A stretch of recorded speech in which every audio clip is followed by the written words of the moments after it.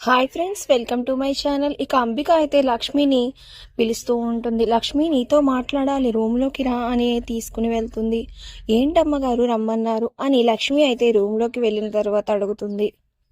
ఇక అప్పుడు అంబిక అంటూ ఉంటుంది, నువ్వు అన్నావు కదా నేను పెళ్లికి ఒప్పుకుంటే నీ పేరు మీద ఉన్న 200 ఎకరాలు ఆస్తి నాకు రాసిస్తానని, పద రిజిస్ట్రేషన్కి వెళ్ళి నీ ఆస్తి నా పేరున రాయించుకుందాం అని అయితే అంబిక అంటూ ఉంటే, లేదమ్మగారు నేను రాను.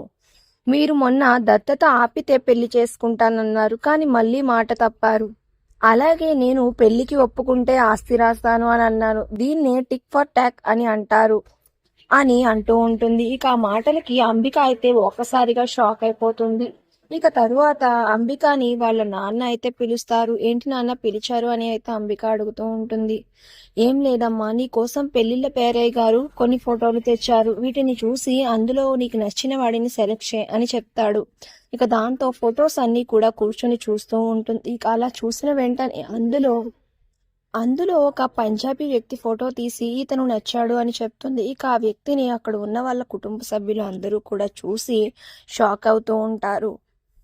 విహారీ కూడా అయితే చాలా షాక్ అవుతూ ఉంటాడు. మరి ఇప్పుడు నెక్స్ట్ ఏం జరగనున్నది అనేది నెక్స్ట్ రివ్యూలో తెలుసుకుందాం. వీడియో నచ్చితే ప్లీజ్ సబ్స్క్రైబ్.